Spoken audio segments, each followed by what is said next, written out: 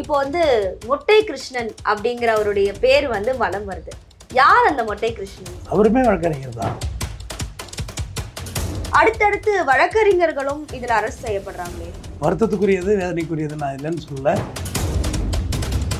இயக்குனர் நெல்சனுடைய மனைவி அவங்க ஏன் வந்து அவருடைய அந்த மொட்டை கிருஷ்ணன் அவருக்கு 75 லட்சம் பணம் பரிமாற்றம் வங்கி மூலமா செய்யணும்?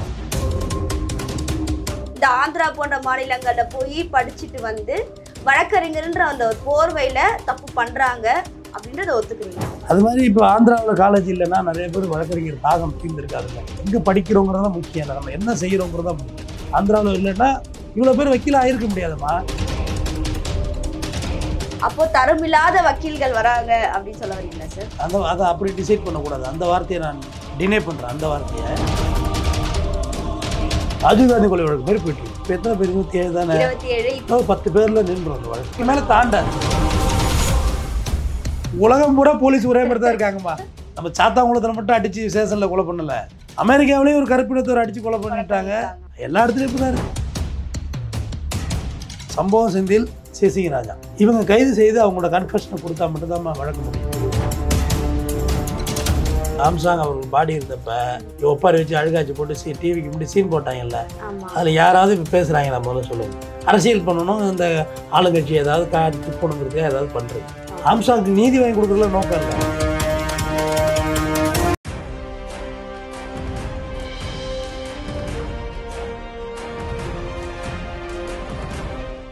குளோப் 360 நேயர்களுக்கு வணக்கம். இன்னைக்கு நம்ம நிகழ்ச்சியில குற்றவியல் வழக்கறிஞர் திரு தமிழ்வேந்தன் அவர்கள் இணைஞ்சிருக்காரு. வணக்கம் சார். வணக்கம். எப்படி இருக்கீங்க? நலமா இருக்கு சார். ஆம்ஸ்ட்ராங் அவர்களுடைய கொலை வழக்கு சிந்து பாத்து கதை மாதிரி அப்படியே நீண்டுகிட்டே போற மாதிரி இல்லையா? இது வரைக்கும் 27 பேரை அரெஸ்ட் பண்ணியிருக்காங்க. இன்னும் இப்போ 3 பேரை அரெஸ்ட் பண்ணியிருக்காங்க.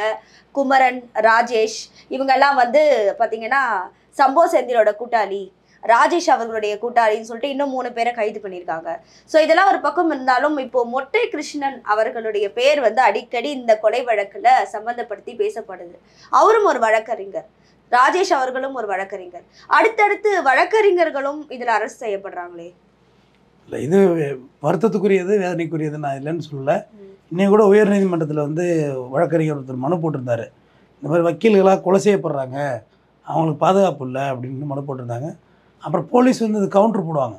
கவுண்டரில் என்ன போட்டிருந்தாங்கனாக்கா, இல்லை இந்த வக்கீல்கள் எல்லாருமே குற்றப்பின்னணி இருக்குது, அவங்க பர்சனல் மோட்டிவ்னால தான் கொலை செய்யப்படுறாங்க, யாரும் வந்து நம் தொழில் செய்கிறவங்களை வந்து கொலை செய்யலை அப்படின்னு சொல்லி கவுண்டர் போட்டாங்க.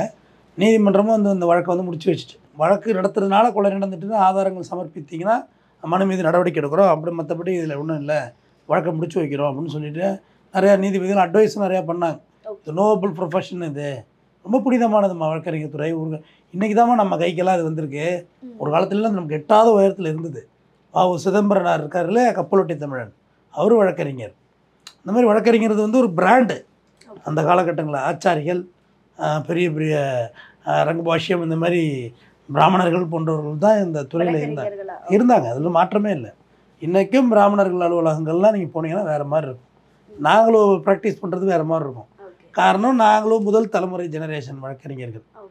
எங்களுக்கு நீங்கள் கொடுக்குறத வாங்கிட்டு கேஸ் நடத்தணுங்கிற ஒரு சூழ்நிலை இருக்கும். ஆனால் இன்றைக்கி நீங்கள் பிராமணர்கள் அலுவலகங்கள்லாம் போனீங்கன்னா அவங்க வேறு மாதிரி தான் இருப்பாங்க. நான் அவங்கள வந்து பெருமைப்படுத்துறதுக்கு நான் இந்த இடத்துல கண்டிப்பாக பெருமைப்படுத்துகிறேன், அதான் உண்மை. அவங்களுடைய ப்ராக்டிஸ் வேறு மாதிரி இருக்கும். இது இப்படி தான் இந்த வழக்கை நடத்தணும், நீ சொல்கிறதெல்லாம் நான் கேட்க முடியாது, இதுக்கு சம்மதம்னா கேஸ் கொடுன்னு அவங்க சொல்லுவாங்க. எங்கள்கிட்ட சில அட்ஜஸ்ட்மெண்ட்ஸ் இருக்கும், கிளைண்ட்டுக்கு வேண்டி சரிங்க பண்ணி தர்றோம் அப்படின்னு சொல்லுவோம். காரணம், நாங்கள் எங்களுக்கு சர்வே பண்ணணுங்கிற ஒரு பிரச்சனை இருக்குது. ஆனாலும் நாங்கள் தப்பு செய்கிறது கிடையாது. வந்து 100 பேர் இருக்கிறதுல 10 பேர் தப்பு செஞ்சுட்டாங்கன்னா 90 பேர் நல்லவங்க இருக்காங்கல்ல, அதை நீங்கள் பார்க்கணும். பாக்கி பேரெல்லாம் குற்ற பின்னணியில் இல்லை. அப்போ எங்களுக்கான பாதுகாப்பையும் இந்த அரசு வழங்கணும். முதல்ல ஒரு டைம்ல இவங்கெல்லாம் தான் வழக்கறிஞர் ஆவாங்க, இவங்கெல்லாம் தான் டாக்டர்ஸ் ஆவாங்கன்னு ஒன்று இருந்தது. இப்போ எல்லாரும் வழக்கறிஞர் ஆகுறாங்க, எல்லாரும் மருத்துவர்கள் ஆகுறாங்க. ஸோ அதனால இப்போ இந்த குற்ற பின்னணியில இருக்கிறவங்களும் இந்த ஆந்திரா போன்ற மாநிலங்கள்ல போய் படிச்சுட்டு வந்து வழக்கறிஞர்ன்ற அந்த ஒரு போர்வையில தப்பு பண்றாங்க அப்படின்றத ஒத்துக்கிறீங்க? தந்தை பெரியார் கூட ஒரு இதில் சொல்லியிருப்பாருமா, நீ வந்து வக்கீல் ஆகிட்டீங்கன்னா பிராமின் வந்து ஜட்ஜ் ஆகிடுவாங்க அப்படின்னு. உண்மைதான். நீ ஜட்ஜ் ஆகிட்டீங்கன்னா பிராமின் சட்டத்தையே கையில் எடுத்து மாற்றிடுவாங்க அப்படின்னு சொல்லுவார். பெரியார் தான் சொல்லுவார். அது மாதிரி இப்போ ஆந்திராவில் காலேஜ் இல்லைன்னா நிறைய பேர் வழக்கறிஞர் தாகம் தீர்ந்துருக்காதுல்ல. அந்த ஆஸ்பெக்டை நீங்கள் பார்க்கணும். உண்மையாக வந்து அந்த ஒரு வயசில் படிக்கிறதுக்கான வாய்ப்பு உனக்கு கிடைச்சிருந்துருக்காது, பொருளாதாரம் இருந்திருக்காது, ஒரு வறுமை இருந்திருக்கும், வேறு ஏதோ ஒரு பிரச்சனை உங்களால் படிச்சிருக்க முடியாது, இல்லை சட்டம் படிக்கணுங்கிற ஆர்வமே அப்போ எழுந்திருக்காது. அப்போ ஒரு குறிப்பிட்ட வயசுக்கு மேலே அது எழக்குள்ள அப்போ அந்த மாதிரி கல்லூரிகள் உங்களை ஏற்றுக்கக்குள்ள தானே நீங்கள் வக்கீல் ஆக முடியும். அதனால் அதையும் தப்பு சொல்ல முடியாதுன்னு சொல்ல வர்றேன். இப்போ தான் தமிழ்நாட்டில் லைசன்ஸ் நிறையா கொடுத்துட்டாங்க, தனியார் கல்லூரிகள் கொடுத்துட்டாங்க. ஆனால் அதையும் தப்பு சொல்ல முடியாது. அங்கேருந்து படிச்சுட்டு வந்தவங்களும் எவ்வளோ பெரிய பிக்ஷு ப்ராக்டிஸ் பண்ணுற அட்வொகேட்ஸ் மெட்ராஸில் இருக்காங்க. எவ்வளோ பேர் கன்னியாகுமரியில் ப்ராக்டிஸ் பண்ணுற என் ஃப்ரெண்டு ஒருத்தனே இருக்கான், ப்ராக்டிஸ் பண்ணுறவனே இருக்காங்க. அதோட நல்ல அதான் சொல்கிறேனே, எதுவுமே நீங்கள் இருக்கும் இடத்தை வைத்து தான் உங்களுடைய எதிர்காலம். எங்கே படிக்கிறோங்கிறது தான் முக்கியம் இல்லை, நம்ம என்ன செய்கிறோங்கிறது தான் முக்கியம். ஆந்திராவில் இல்லைன்னா இவ்வளோ பேர் வக்கீலாக ஆயிருக்க முடியாதுமா. இது ஒரு காலங்களில் வந்து நமக்கு எட்டாத துறைன்னு சொன்னேன், முதல்ல சொன்ன உங்கள்கிட்ட. பிராமணர்கள் கையில் இருந்து எட்டாத துறையாக இருந்துச்சு நம்மள்கிட்ட. பணக்காரங்க மட்டும் தான் படிக்க முடிஞ்சுது. ஆனால் இன்றைக்கி ஒரு சாதாரண நம்மளை போன்ற, என்னை போன்ற, உங்களை போன்ற பிற்படுத்தப்பட்ட ஒடுக்கப்பட்ட சமுதாயத்திலேருந்து வர்ற நம்மை போன்ற சாதாரணப்பட்டவர்கள் படிக்க முடிந்ததுன்னா அது இந்த மாதிரி கல்லூரிகள்னால தான் படிக்க முடிஞ்சது, கொஞ்சம் காசில். இல்லைன்னா படிக்க முடிஞ்சிருக்கு. அதோட்டு ஒரு கல்வி எட்டாமல் இருப்பதுங்கிறது மிகப்பெரிய ஆபத்து.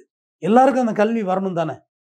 ஆனால் அந்த கல்வி வந்த பிறகு நாம் அதை எவ்வளோ டிசிப்ளினோட அதை ட்ரையல் பண்ணுறோம், ப்ராக்டிஸ் பண்ணுறோங்கிறது தான் முக்கியம். நம்ம நல்ல சீனியர்கிட்ட சேர்ந்து நல்ல முறையில் தொழிலை கற்றுக்கிட்டு நல்ல முறையாக வந்து அதை பற்றி ஒன்றும் அவசியம் இல்லை. அவங்களும் ஒரே டிகிரி தான்மா. நான் படிச்சிருக்க 512 செக்ஷனை தான்மா கபில் சிபலும் படிச்சிருக்காரு. நான் படிச்சிருக்க அதே சிஆர்பிஎஸ்சியை தான் மறைந்த ராம்ஜெத்மலானியும் படிச்சிருக்காரு. பட் அவங்க எப்படி அவங்களோட வாழ்க்கையை ப்ராக்டிஸ் பண்ணுறாங்க. நம்ம இந்த இடத்துல இந்த அளவுக்கு ஆஃபீஸ் போட்டு உட்கார்றதுக்கு 17 வயசில் 12th முடிக்கிறோமா, முடிச்சுட்டு இப்போ 17 வயசில் நான் 12th முடித்தேன். 17 வயசு முடிஞ்சோன்னே என்னை போய் காலேஜ் சேர்த்துட்டாங்க. ஆக்சுவலாக இன்னொன்று சொல்லவா, எனக்கு இது உண்மையே சொல்கிறேன். சென்னை வந்து தான் தெரியும், ஆந்திராவில் லா காலேஜ் இருக்குதே எனக்கு வேறு எதுவுமே தெரியல. நான் படித்தது ஒரு அரசாங்க பள்ளிக்கூடத்தில் படித்தேன், நல்ல பெரிய பள்ளிக்கூடம். அங்கே கவர்மெண்ட் என்ட்ரன்ஸ் எழுதணும். எனக்கு 2 காலேஜ் கிடச்சிது என்ட்ரன்ஸ். இது அப்போ தான் லாக்கு அப்போ தான் ஜெயலலிதா அவங்க வந்து ஒரு காலேஜ் கொண்டு வர்றாங்க. என்ன கொண்டு வர்றாங்கன்னா, இந்த ஹானர்ஸ்னு ஒரு படிப்பு கொண்டு வந்தாங்க. அதுலேயும் அப்ளிகேஷன் போட்டால் அதுலேயும் கிடச்சிது. ஏன்னா 12th நான் மார்க்கு கூட 1200க்கு 961 மார்க் எடுத்திருந்தேன். 2 பாடத்தில் டிஸ்ட்ரிக்ட் ஃபஸ்ட் எடுத்திருந்தேன். நாகப்பட்டினம் 199 மார்க் எடுத்திருந்தேன், 98 மார்க் 2 பாடத்தில். இன்னைக்கு வரைக்கும் ரெக்கார்டு யாரும் அடிக்கலாங்க. ஆமாம், ஹிஸ்ட்ரி, ஜியோகிராஃபி அண்ட் எக்கனாமிக்ஸில். ஸோ அப்போ அந்த சுச்சுவேஷனில் பார்த்தீங்கன்னா உடனே லா காலேஜுக்கு நான் அப்ளிகேஷன் போட்டாச்சு. எனக்கு மெட்ராஸில் ஹானர்ஸ் காலேஜ் கிடைக்குது. மீன் டைம் திருச்சியில் என்ட்ரன்ஸே எழுதுகிறேன் கவர்மெண்ட் லா காலேஜுக்கு. இப்போ இது 2 கிடைக்கலன்னா தனியார் காலேஜ் என்ன தெரியுமா செய்வாங்க, அந்த என்ட்ரன்ஸ் ரிசல்ட் வரதுக்கு முன்னாடி அட்மிஷனை போடுவாங்க. ஏன்னா என்ட்ரன்ஸ் ரிசல்ட் பாதி பேர் இதில் போயிடுவான். அப்போ நமக்கு வந்து சேர்க்கை குறை. இது ஒரு பெரிய ட்ரிக்கு. அது ஆக்சுவலாக தனபாலன் சார் மறைந்துட்டார் ஐயா, அவர் இந்த புகைப்படத்தில் இருக்கார், அவர் தான் மறந்துட்டார். அவரோட கல்லூரி ரொம்ப நல்ல மனுஷன். இப்போ அவருடைய மகன் சரவணன் அவர் தான் எடுத்து நடத்துகிறாரு. இப்போ கூட ஃபங்க்ஷன்லாம் வச்சா நாங்கள் போனோம். அப்போ என்ன செய்ய, சேலத்தில் போய் சேர்ந்தாச்சு. வெறும் 20,000 ரூபா தான்மா கோர்ஸ் காஸ்ட்டு. இன்றைக்கி லேக்ஸில் வாங்குறாங்கம்மா தனியார் காலேஜ். அன்றைக்கி வெறும் 20,000 ரூபா தான். அதே 2 தவணையாக கட்டும் 18,500 ரூபா தான் எக்ஸாக்ட்லி. அந்த கல்லூரி இருந்துச்சு. நாங்கள் அது நேராக அங்கே போயிட்டோம். அங்கே எப்படின்னா முழுக்க கிளாஸ் தான் நடக்கும். காலையிலேருந்து பாடம் தான் நடத்துவாங்க. அப்போ ஆங்கிலம் வந்து ஆரம்பத்தில் உங்களுக்கு புரியாது. அப்புறம் ஒரு காலப்போக்கில் அதே ஸ்டடியாகுள்ள இப்போ அது ஒரு மொழி தானே. என்ன அது என்ன எங்கே ஏலியன்ஸ் லாங்குவேஜ் என்ன, அது ஒரு மொழி. பேச அது ஆட்டோமேட்டிக்காக வர ஆரம்பிச்சிடும். ஃபுல் டைம் கிளாஸ் நடக்கும். கோர்ட்டுக்கு போகணுங்க, கோர்ட் விசிட்டு எல்லாமே பண்ணுவாங்க, டைட் பண்ணுவாங்க. இப்போ எல்லாம் இன்னும் டைட் பண்ணிட்டாங்க, டோட்டலாக வேறு மாதிரி இருக்கு. இப்போ அப்படியே மெட்ரிகுலேஷன் ஸ்கூல் மாதிரி மாற்றிட்டார் சார். நாங்கள் இருக்குள்ள கொஞ்சம் ஃப்ரீயாக இருந்துச்சு.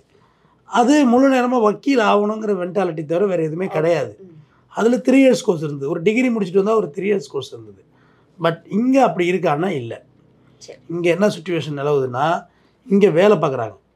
சென்னையில் ஏதாவது கம்பெனியில் வேலை பார்க்குறாங்க. ஏதாவது ஒரு கம்பெனியில் வேலை பார்த்து ரிட்டையர் ஆனவங்கெல்லாம் போய் படிக்கிறாங்கம்மா, லா படிக்கிறாங்க. ரிட்டையர் ஆகிட்டாங்க அவங்க, அதுக்கு பிறகு போய் லா படிக்கிறாங்க. அப்புறம் இங்கே இப்போ தான் கொஞ்சம் பார் கவுன்சில் கொஞ்சம் டைட் பண்ணாங்க. எப்படின்னா உங்களோட ஃபோன் நம்பரு, பேன் கார்டு இதை வந்து மெர்ஜ் பண்ணணும். நீங்கள் பார் கவுன்சிலில் என்ரோல் பண்ணக்குள்ள. அப்போ உங்கள் பேன் கார்டு மெர்ஜ் பண்ணக்குள்ள நீங்கள் எங்கேயாவது வேலை பார்த்து சேலரி வாங்கினா தெரிஞ்சிடும். இது ஒரு தமிழ்நாடு மட்டும்தான் அப்படியே ஒரு கட்டுக்குள்ளே வச்சு ஸ்ட்ரிக்டாக இருந்தது. முதல்ல இருந்தது 6 மாநகராட்சி தான். சென்னை, திருச்சி, கோவை, நெல்லை, மதுரை, சேலம் 6 மாநகராட்சி. மாநகராட்சிக்கு ஒரு காலேஜ் இருந்தது. இப்போ அப்படி இல்லை. அப்புறம் கொஞ்சம் தனியார் காலேஜெலாம் இப்போ அதில் சேலம் மட்டும் தான் தனியார் லா காலேஜ், அங்கே கவர்மெண்ட் லா காலேஜ் கிடையாதுங்க. அதை எவ்வளவோ ட்ரை பண்ணாங்க ஜெயலலிதா அவங்க, அவர்கிட்ட இது பிடுங்கிறது தனபாலன்ட்டு. அவர் டிஎம்கே ஃபேவரட்டாக இருப்பார் கொஞ்சம். எவ்வளோ ட்ரை பண்ணாங்க, முடியவே இல்லை, விட்டவே இல்லை. அவர் காலேஜ் என்ன நடந்தாலும் பரவாயில்ல, நான் தான் நடத்தினார். அது மட்டும் தான் தனியார் லா காலேஜ்னு அப்போ இருந்துச்சு தமிழ்நாட்டில். ஆனால் இப்போ அப்படின்னா இல்லை. இப்போ எல்லா இடத்துலையும் திறந்துட்டாங்க. எங்கள் மாவட்டத்திலே லா காலேஜ் வந்துட்டு இப்போ எல்லா இடத்துலையும் திறந்துட்டாங்க, எல்லாரும் படிக்கிறாங்க. அப்போது தரமில்லாத வக்கீல்கள் வராங்க அப்படின்னு சொல்ல வரீங்களா சார்? இல்லைம்மா, தரம் இல்லாதங்கிறது சொல்ல வரல. அதை அப்படி டிசைட் பண்ணக்கூடாது. அந்த வார்த்தையை நான் டினை பண்ணுறேன். அந்த வார்த்தையை ஒரு அதுக்காக வேண்டி ப்ரிப்பேர் ஆகி வரலைங்கிற மாதிரி நான் நினைக்கிறேன். நீ வக்கீலாகவே ப்ரிப்பேர் ஆகணும். பை பர்ன் நீ வக்கீல், வேறு எதுவும் தெரியக்கூடாது, வேறு எந்த தொழிலும் தெரியக்கூடாது. வக்கீல் குறிக்கோளோட வரணும். ஒரு எய்ம் ஆகணும். நீ வக்கீல் தான் ஆகணும். வக்கீலாக தான் இருக்கணும்னா உங்களுக்கு அந்த அந்த மென்டாலிட்டி குறையும். நம்ம அவங்கள தப்பு சொல்லலை, அவங்க வெவ்வேறு ப்ரொஃபஷனில் இருக்காங்க. நிறைய பேர் பார்த்தீங்கன்னா இது ஒரு கேடயமாக படிக்கிறாங்க. அந்த படிப்பை இங்கே பிஸ்னஸ் பண்ணுறாங்க, தான் பையனை கொண்டு போய் சேர்க்குறாங்க. அதில் ஒரு பாதுகாப்பு, வக்கீல்னால் ஒரு பாதுகாப்பு. ஆக்சுவலாக பார்த்தா குற்றம் செஞ்சுக்கிட்டு இது ஒரு கேடயமாக பயன்படுத்தலாங்கிற ஃபீல் எல்லார்ட்டையும் இருக்குது அட்வொகேட்டை. அப்படி கிடையாது. இது இன்னும் சொல்லவா, மெட்ராஸ் ஹைகோர்ட்டில் சேஷன் பஞ்சாயத்துக்கு வராத வக்கீல்களே இருக்காங்க. இப்போ நான் போகிறதில்ல, நான் ஒரு 4-5 வருஷமாக அதை குறைச்சிக்கிட்டேன். போகிறதுல ரொம்ப முக்கியமாக கிளைண்ட்டு இப்போ இவர் கூப்பிட்றாருன்னா இவங்க மேட்டருக்கெல்லாம் போகிறதான் செய்கிறோம், வரதான் செய்கிறோம். அதுவும் இல்லை, ரொம்ப குறைச்சாச்சு. ஏன்னா அங்கே போனால் டிக்னிட்டி இல்லை, டிக்னிஃபை இல்லைன்னு நான் நினைக்கிறேன். எனக்கான இடம் அங்கே ஸ்பேஸ் இல்லை அப்படின்றத நினைக்கிறேன். ஒரு குறிப்பிட்ட ஆர்கியூமெண்ட்டுக்கு மேலே போனால் ஆர்ட்ஸ் ஆகுது. நீங்கள் போய் கோர்ட்டில் பேசிங்க சாருங்கிற பாயிண்ட் அவங்க எடுத்து வைக்கிறாங்க. போலீஸ்காரங்களே எங்கள் வேலையும் சேர்த்து பார்க்குறாங்க. வக்கீலை என் கூட்டியாந்தேன், வக்கீலை கூட்டியாந்து தான் உனக்கு கேஸ் போடுறேன், இல்லைன்னா உன்னை நானே விட்டுருப்பேன்னு போலீஸே சொல்கிறாங்க நேரடியாக. இப்படி வக்கீல் தொழில் நசுக்கப்படுகிறது. வறுமையின் பக்கம் தள்ளப்படுகிறார்கள் வழக்கறிஞர்களான உண்மை. காம்படிஷனில் நீங்கள் நிறைய பேர் வந்து இறங்கி ஒரு குறிப்பிட்ட அளவுதாமல் ஒரு கோர்ஸ் தாங்கும். நீங்கள் நிறைய பேர் உள்ளே வந்துட்டா 5000 ரூபாய்க்கு செய்கிறதா அடுத்து ஒருத்தவங்க 500 ரூபாய்க்கு செய்வாங்க, கடைசி 50 ரூபாய்க்கு செய்கிற மாதிரி இறங்கிடும். அதுதான் உண்மை. இந்த படத்துலலாம் கிரிட்டிசிசம் பண்ணி விஜயெல்லாம் நிறைய கேஸ் வாங்கினார். சிவகாசி படத்துலலாம் காமெடியாக செஞ்சாங்க, ஆனால் கேஸ் போட்டோம். இன்னமும் டிக்னிஃபிட்டி இறங்காத அட்வொகேட்ஸ் இருக்காங்கம்மா. நீங்கள் ஹைகோர்ட் போங்க, எல்லா கோர்ட்லேயும் இருக்காங்க. மூத்த வழக்கறிஞர்கள் பாருங்கள், கொஞ்சம் கூட டிக்னிட்டி இறங்க மாட்டாங்க. இதுதான் நான் தான் லாயர், நீ கிடையாது, நீ சொல்கிறதெல்லாம் நான் கேட்க முடியாது அப்படின்றவங்க இருக்காங்க. அதுமாதிரி சின்ன குற்ற செயலுக்கு வந்து இந்த மாதிரி இருக்க, இந்த மாதிரி வில்லங்கம் பண்ணலாமான்னு கேட்டாலே ஒத்துக்க மாட்டாங்க சார் லாயர். இது உன்னோட ஐடியா, ப்ளீஸ் கெட் அவுட், நீ போய் டிசைட் பண்ணு, என்னைகிட்ட வந்து நீ எப்படி டிஸ்கஸ் பண்ண அப்படின்னு கேட்குறவங்க இருக்காங்க. ஸோ அதனால் 2 எக்ஸ்டெண்ட் இருக்குது, எல்லா துறையிலும் இருக்காங்கம்மா. எந்த துறையில் இல்லை சொல்லுங்கள்? நேர்மையாக செய்தி போடுற ஊடகங்களும் இருக்குது, அள்ளி தன்னோட ரெப்புடேஷனுக்காக எதை வேணுமோ அள்ளி போடுற ஊடகங்களும் இருக்குது தானே. எல்லா துறையிலும் இருக்குது, நேர்மை இருக்குது, இன்னொரு நேர்மை இருக்குது. ஏன் இந்த கேள்வி முன்னெடுக்கப்பட்டதுன்னா சார், ஏன்னா ஆம்ஸ்ட்ராங் அவர்கள் வந்து நிறைய வக்கீலை உருவாக்கி இருக்காரு, நிறைய பேரை படிக்க வச்சிருக்காரு அப்படிங்கிற பேச்சுக்கள்லாம் அவரை பற்றி நிறையவே வந்தது. அவருடைய மரணத்திற்கு அப்புறமா பார்த்தீங்கன்னா சார், அடுத்தடுத்து வந்து நிறைய ரவுடிகள் பேர் எழுந்துச்சு, நீங்களே அதை பார்த்துருப்பீங்க. இப்போ வந்து மொட்டை கிருஷ்ணன் அப்படிங்கிற அவருடைய பேர் வந்து வலம் வருது. யார் அந்த மொட்டை கிருஷ்ணன்? அவருமே வழக்கறிஞர் தான். அவருமே வழக்கறிஞர் தான். அவர் இந்த வழக்கில் தலைமறைவாக இருந்தவர் தான். இந்த பொறுத்தவரையில நீங்கள் சிந்து பாத்துன்னு சொன்னீங்க, சிந்து பாத்து இல்லை, ராஜீவ்காந்தி கொலை வழக்கு மாதிரி போயிட்டு இருக்கு. சிந்து பாத்து ராஜீவ்காந்தி கொலை வழக்கு ஒரு கட்டத்துல போய் முடிஞ்சிருச்சு. இன்னும் இப்போ எத்தனை பேர்? 27 தானே. 27. இப்போ 3 பேர் அரெஸ்ட் பண்ணிருக்காங்க. 27. இன்னொரு 10 பேர்ல நின்றோம் அந்த வழக்கு. 10 இல்ல 13 பேர்ல நின்றோம். 40 பேர் கணக்கில் அதுக்கு மேல தாண்டாது, அதுக்கு மேல தாண்டாது. ஒரு 500 பேருக்கு மேல என்கொயரி பண்ணியிருப்பாங்கம்மா போலீஸ். எல்லாம் அம்மா ஒருத்தவங்களை விசாரணை கூட்டிட்டு போனோடனே உடனே பிரேக்கிங் போட்டு அதுக்கு மியூசிக் வேறு தனியாக வச்சுருக்காங்க. திட்டு மியூசிக் எல்லாம் போட்டு பிடிச்சிட்டு போயிட்டாங்க. அதெல்லாம் ஒன்றும் இல்லைம்மா, சம்மன் கொடுக்க போகிறாங்க, நீங்கள் போக போகிறீங்க, இத்தனாம் தேதி என்ன நடந்துச்சு, எது நடந்துச்சு விளக்கம் சொல்ல போகிறீங்க.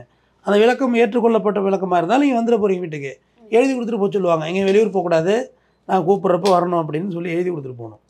அவ்வளோதான். இது சிம்பிள். இது என்னை அழைச்சிட்டு போனாலும் அதுதான், உங்களை அழைச்சிட்டு போனாலும் அதுதான்.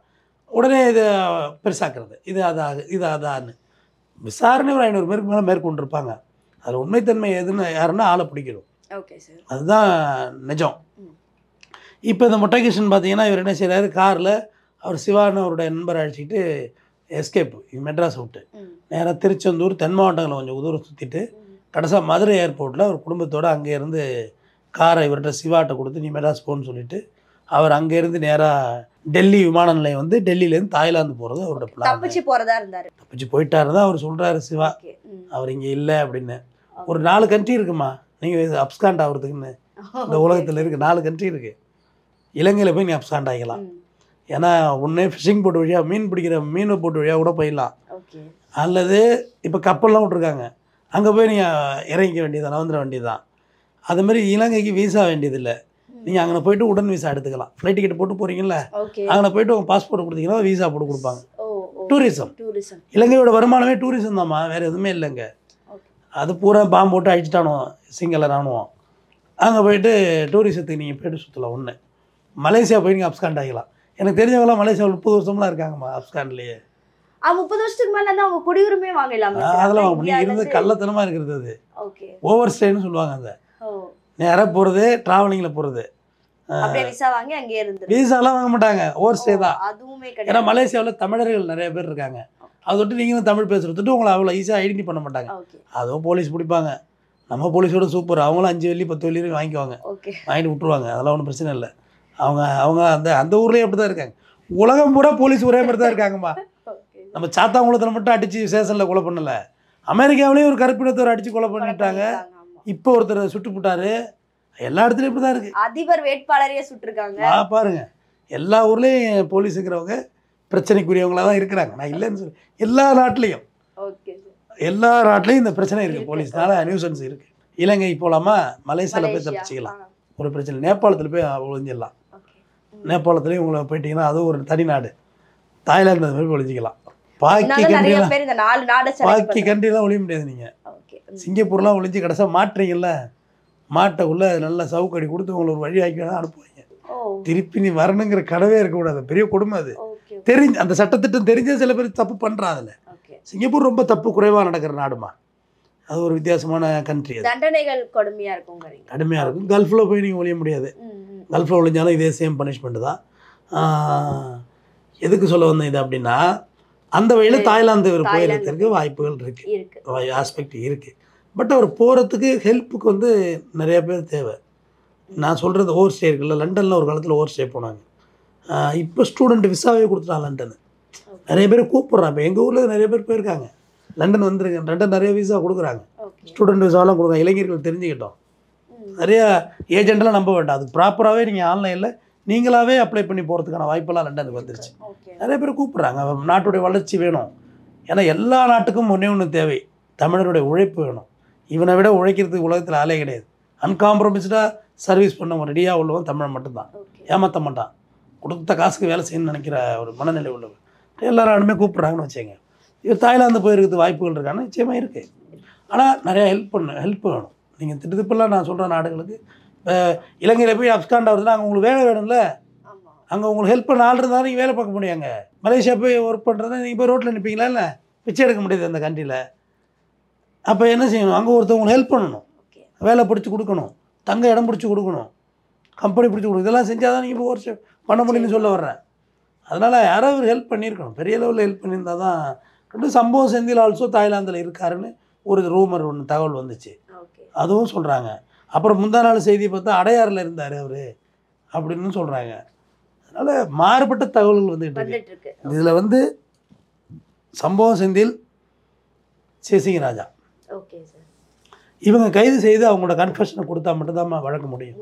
ஏன்னா அவங்கள தான் என்டையராக ஃபோக்கஸ் பண்ணி திருப்பி வச்சுட்டாங்க அந்த பக்கமாக. சம்பவம் செந்தில், சேசிங்க ராஜான்னு அவங்க வந்து வாயத்தோடு தான் தெரியும் தங்களுக்கு பங்கு இருக்கா இல்லையான்னு. அப்போ போட்டு ஒரு பக்கமாகல போயிட்டுருக்கு என்கொயரி. அப்போ அவங்க வரணும்ல. அதோட தான் கமிஷனர் அருண் இன்னும் ப்ரெஸ் மீட் கொடுக்காம இருக்காரு. சார் எல்லாம் முடிச்சுட்டு கொடுக்குறேன்ட்டார். வழக்கு நான் என்டையராக அது வழக்கு மட்டும் தான் ஃபோக்கஸ் பண்ணுறோம். அதோட தான் நிறைய ரூமர் செய்திகளை வந்து அவர் நிறைய பேர் கண்டிச்சாங்க.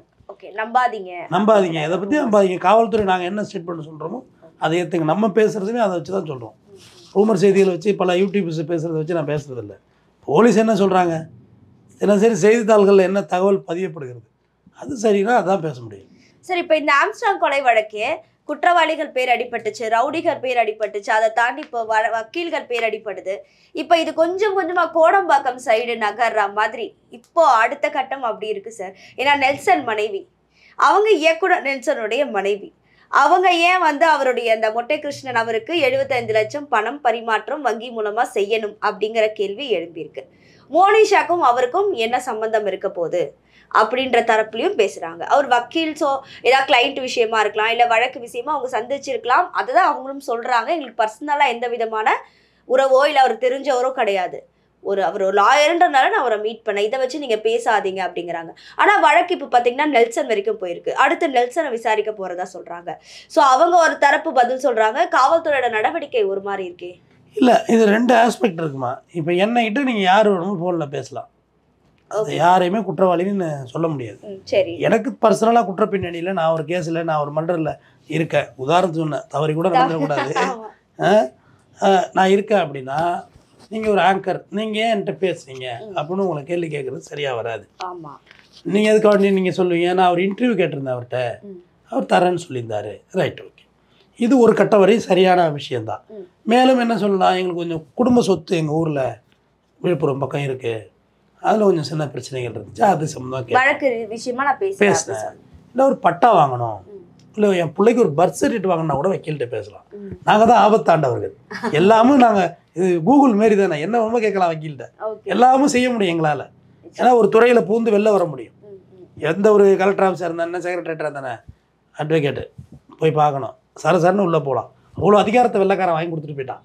அது அண்ணல் அம்பேத்கர் தொகுத்தும் கொடுத்தாரு, அதிகாரமாக இருங்கன்னு. அதனால் என்னிட்ட பேசுறதுனால அது உங்களை குற்றச்சாட்டை சார்ஜ் பண்ண முடியாது. பட் நான் ஒரு பிரச்சனைக்கு மாட்டின பிறகு, நான் அப்ஸ்காண்ட் லைஃபுக்கு வந்த பிறகு நீங்கள் என்கிட்ட பேசுனீங்கன்னா தப்பாயிடும். ஓகே, நான் ஃபீல்டில் இப்போ இல்லை, ஒரு பிரச்சனையில் மாறிட்டேன், அப்ஸ்காண்ட் ஆனது பிறகு என்கிட்ட கம்யூனிகேஷன் வச்சுக்கிறது தப்பு தான். அவர் இந்த வழக்கில் சார்ஜ் ஆகி அப்ஸ்காண்ட் ஆகிட்டார், அதுக்கு பிறகு இவங்க பேசியிருக்காங்க, அது தப்பு. அடுத்து அவங்க ஒரு புகைப்படம் ஒன்று காமிச்சாங்க, ஃபேமிலி ஃப்ரெண்டாக. இப்போ நான் குற்றவாளி அப்படின்னா, நீங்களும் உங்கள் வீடு, உங்கள் கணவர் எல்லாருமே என்னோடய ஃபேமிலி ஃப்ரெண்டாக இருக்காங்கன்னா, அவங்களோட சேர்ந்து நம்ம டூர் போயிருக்கோம். ஆனால் பிற்பாடு நான் ஒரு பிரச்சனையில் மாட்டிக்கிறேன், அப்போ அதனால் நீங்கள் உங்கள் மேலே குற்றம் சுமத்த முடியுமா? முடியாது. அவர் எங்கள் ஃபேமிலி ஃப்ரெண்டு. என்ன சொல்லப்போனால் ஜெயிலில் போகிறோம், ஜெயிலில் போட்டுடுறோம், ஜெயிலில் போய் வக்கீல் மண்ணில் போய் எங்களுக்கு மட்டும் உட்கார வைப்பாங்க. மற்றவங்கெல்லாம் கயா முறைன்னு சத்தமாக இருக்கும். இந்த பக்கமும் கம்பி வலி போட்டிருக்கோம், அந்த பக்கம் கம்பி வலி போட்டிருக்கோம், நடுவில் ஒரு பெரிய ஹால் மாதிரி இருக்கும் ஜெயிலில். ஒரே சத்தம் நடக்கும், இந்த பக்கம் அந்த பக்கம், காதிலே விழாது. இது சாதாரண மனு. அங்கே நீங்கள் ப்ரெட்டு சீல் பண்ண எல்லா பாக்கெட்டும் வாங்கிட்டு போகலாம். குட் டே பிஸ்கட் பேக்கெட்டில் சீல்டட் இருக்குல்ல, அது எல்லாம் வாங்கிட்டு போகலாம். பேக்கெட் உள்ளது வாங்கிட்டு போகலாம், ரைட்டு. பழங்கனிலாம் சோதிச்சுட்டு கொடுப்பாங்க. இது ஒரு புறம் நடக்குது. அப்போ நீங்கள் வந்து ஒரு குடும்ப நண்பர் வக்கீல் ஜெயிலில் போயிட்டார், அவர் வந்து நீங்கள் ஜெயிலில் பார்த்துட்டு வரீங்கன்னா, ஏன் பார்த்துன்னா உங்களுக்கு கேள்வி கேட்க முடியுமா? முடியாது சார். நண்பருங்க அவர், நான் பார்த்துட்டு வந்தேன், ஒன்றும் தப்பு கிடையாது. இது ஒரு ஆஸ்பெக்ட். அவங்க அந்த ஃபோட்டோ காமிச்சது அந்த ஆஸ்பெக்ட் தான், அதெல்லாம் ஏற்றுக்கிற மாதிரி இருக்குது. அப்போ 75 லட்ச ரூபா பணமாக, 75 லட்ச ரூபா ஹியூஜ் அமௌண்ட்டாக நான் பார்க்குறேன். Nearest 1 crore. அப்போ 1 crore மாத்திர அளவுக்கு வக்கீல்கிட்ட அவர்கிட்ட பணம் கொடுக்க வேண்டிய அவசியமான கேஸ் என்னன்னு இவங்க தான் சொல்லணும். இல்லை ஒரு வேளை கடனாக வாங்கினாரு அப்படின்னு விளக்கம் சொல்லணும். ஏன் கடனாக வாங்கினாரு? இல்லை, இப்போ இந்த டவுட் வந்து அவ்வளோ அமௌண்ட், பெரிய அமௌண்ட்டுங்கிறதுனால உங்களுக்கு இந்த டவுட் வருதா சார்? ஒரு 5 லட்சம் 10 லட்சம்லாம் எனக்கு பெருசாக தோணல. சரி, 75 லட்சம் ஹியூஜ் அமௌண்ட். அவ்வளோ பெரிய மனத்தை நீங்கள் மாற்ற வேண்டிய அவசியம் என்ன இருக்குது? ஃபீஸாக கூட கொடுக்க முடியாதுங்கிறீங்க.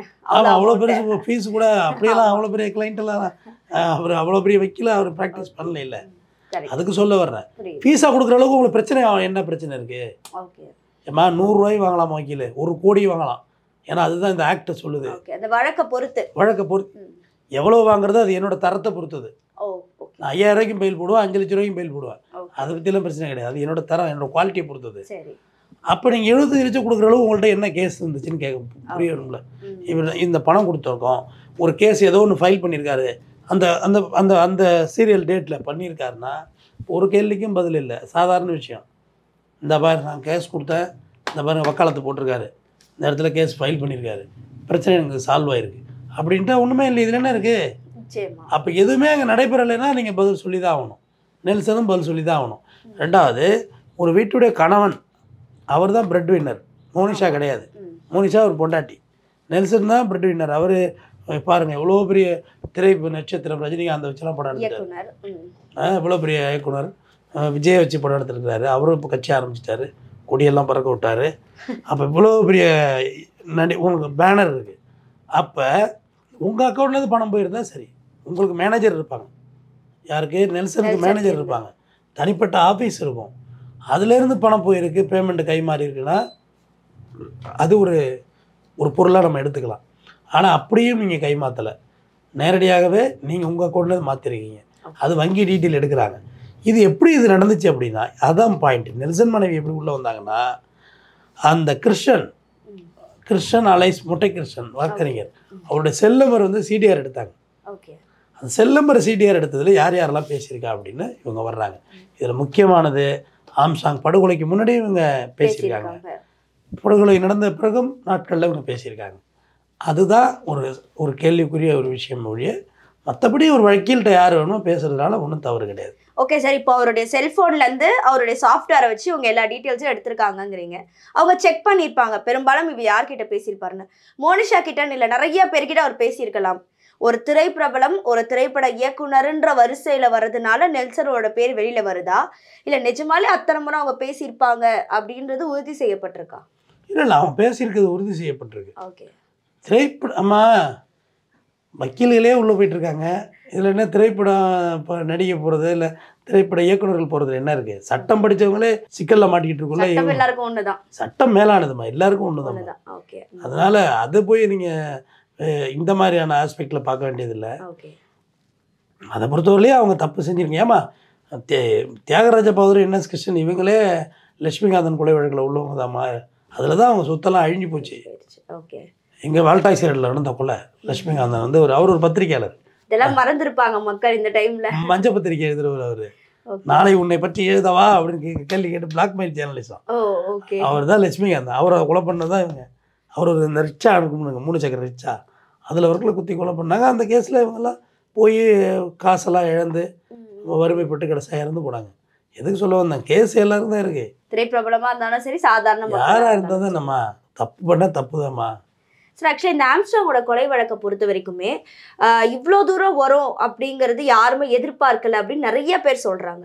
இவ்வளோ தூரம் வரும் அப்படின்னா அது எந்த அர்த்தத்தில் சார் சொல்கிறாங்க? ஒருவேளை இந்த 30 பேரோட கைதை வச்சு சொல்கிறாங்களா, இல்லை இத்தனை நாள் விசாரிக்கிறாங்க அதை வச்சு சொல்கிறாங்களா?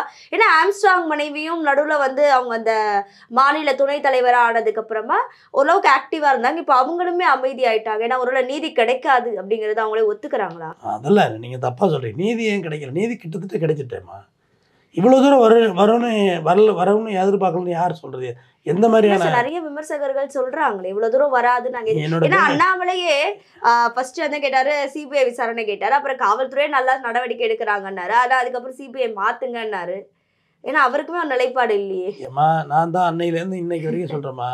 அன்னைக்கு அவர் ஆம்சாங் அவர்கள் பாடி இருந்தப்ப இங்கே ஒப்பாரி வச்சு அழுகாச்சி போட்டு டிவிக்கு முன்னாடி சீன் போட்டாங்கல்ல, அதில் யாராவது இப்போ பேசுகிறாங்களா? முதல்ல சொல்லுங்கள். அவங்க வேலைக்கு போயிருப்பாங்க, அவ்வளோதான். அன்னைக்கு அரசியல் பண்ணணும், அந்த ஆளுங்கட்சி ஏதாவது காரி துப்பணுங்கிறதுக்காக ஏதாவது பண்ணுறது. அவங்களோட நோக்கம் அதுதான். ஆம்சாங்க்கு நீதி வாங்கி கொடுக்குறதுல நோக்கம் இல்லை. அன்னைக்கு இந்த கவர்மெண்ட்டை திட்டத்துக்கு என்ன வழி? யாராவது அறிக்கை கொடுக்குறாங்க? இன்னைக்கு வரைக்கும் சொல்லுங்கள், எதுவும் இல்லை. இல்லை போலீஸை வரவேற்று யாராவது பேசுகிறாங்களா?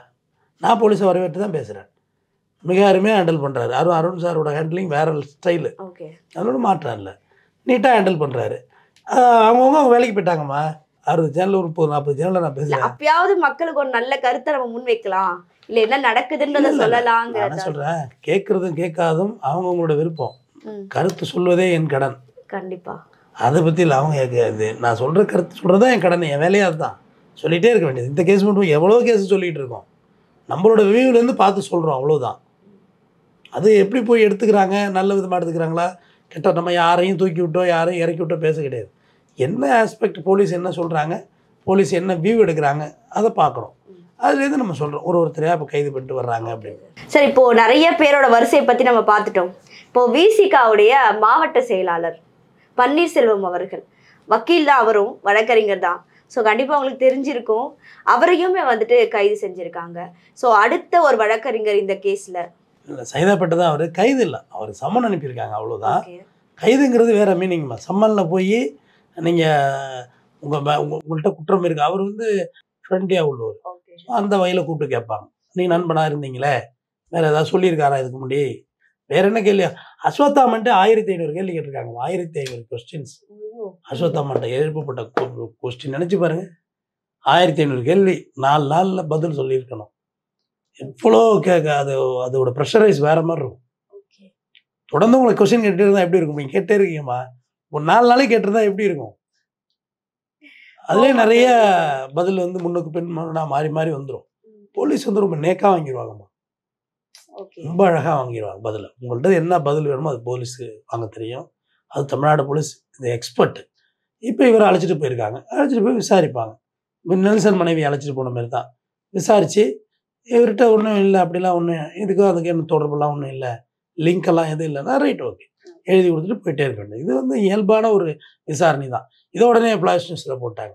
சைதாப்பேட்டை வக்கீல், தென் சென்னை மாவட்ட செயலாளர் விசி அவங்களுக்கு நான் சொல்கிறேனே, ரூலிங் பார்ட்டியே எப்படியாவது குறை சொல்லிக்கிட்டே இருக்கணுங்கிற முடிவுக்கு வந்துட்டாங்க. இது ரூலிங் பார்ட்டியை குறை சொல்ல வேண்டிய நேரம்லாம் இது இல்லை. இவ்வளோ அழகாக இந்த கவர்மெண்ட் தான் விசாரித்தாங்க. இது ரொம்ப ரொம்ப தெளிவாக விசாரித்தாங்கம்மா, அதில் எந்த மாற்று கருத்தும் இல்லைம்மா. நான் அதை உண்மையிலே சொல்கிறேன். நான் இது என்னோட எக்ஸ்பெக்டேஷனை மீறி, எனக்கு 20 வருஷம் எக்ஸ்பீரியன்ஸ் இருக்குது, இந்த எக்ஸ்பெக்டேஷனை மீறி இந்த கவர்மெண்ட் இதை விசாரிச்சிருக்காங்க. கொஞ்சம் கூட தயவுதாட்சியம் காட்டலை. அருண் சார் பதவி ஏற்கக்குள்ள அது கவர்மெண்ட்டை வாங்கிக்கிட்ட உத்தரவாதமே அதுதான். எந்த டிஸ்டர்பன்ஸும் எனக்கு இருக்கக்கூடாது. அவர் தான் சொல்லிட்டாரு, ரவுடிங்களோட பாஷையில ரவுடிங்களுக்கு பதில் சொல்லுவேன். அது அந்த வார்த்தையோட அர்த்தமே அதுதான். எனக்கு டிஸ்டர்பன்ஸ் இருக்கக்கூடாது. கேஸ் விசாரிக்கணும், விசாரிச்சு தரேன். டிஸ்டர்பன்ஸ் தான் நான் விசாரிக்க எப்படி விசாரிக்க முடியும்? அவனை விட்டு. ஏன்னா இதில் நான் எதுக்கு சொல்ல வந்த அந்த கருத்துன்னா, திமுகவில் உள்ளவருடைய மகனே முதல்ல கைதாகிருக்காரு. இப்போ ரவுடிசைங்கிறது கட்சி சாதி எல்லாத்துக்கும் அப்பாற்பட்டது. ஏன்னா ஆம்சாங் அவருடைய கம்யூனிட்டி தான் நாகேந்திரன் அவருடைய கம்யூனிட்டி. இதில் இந்த வழக்கில் இருக்க நிறைய பேர் வந்து அவங்க ஜாதியிலே இருக்காங்க, பட்டியலின சமுதாயத்திலே இருக்காங்க. அப்போ ரவுடிசத்துக்கு ஜாதி இல்லை, மொழி இல்லை. மொழி இல்லைம்மா, வேற லாங்குவேஜ் பேசுகிறவங்களும் இதில் இருக்காங்க. தாய்மொழி வந்து தெலுங்கா கொண்டவங்களும் இதில் இருக்கிறாங்க. கட்சி இல்லை, கட்சியை தாண்டிட்டு, ரிலீஜனை தாண்டிட்டு, மதத்தை தாண்டிட்டு, அதை தொட்டு இது வேற. ரவுடிசங்கிறது வேற இண்டஸ்ட்ரி. நிறைய வழக்குகள் சிபிஐல இருக்கு, ஆனா அதற்கான தீர்வு கிடைக்கல அப்படிங்கிறது தான். 10/11 இந்த கொல்கட்டா பெண் மருத்துவருடைய வழக்கா இருக்கட்டும், இல்ல ஆம்ஸ்ட்ராங்கோருடைய வழக்கா இருக்கட்டும், எல்லாமே சிபிஐக்கு மாத்தணும் அப்படின்ற பல்வேறு கருத்துக்கள் இருந்தாலும், இந்த ஆம்ஸ்ட்ராங் கொலை வழக்குல காவல்துறையோட துரித நடவடிக்கையினால கிட்டத்தட்ட 30 பேரை கைது பண்ணியிருக்காங்க.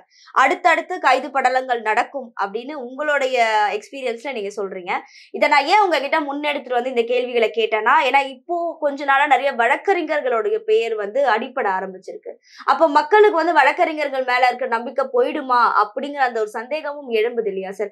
வழக்கறிஞர்களே தப்பு பண்றான், அப்ப அவன் எப்படி நமக்கு சப்போர்ட் பண்ணுவாங்கன்ற அந்த பேச்சு வந்துடக்கூடாதுன்றதா இப்போ உங்ககிட்ட முன்னெடுக்கப்பட்ட எல்லா கேள்விகளுமே. ஆனா எல்லா கேள்விகளுக்குமே ரொம்ப தெளிவா பதில் சொன்னீங்க சார். நன்றி.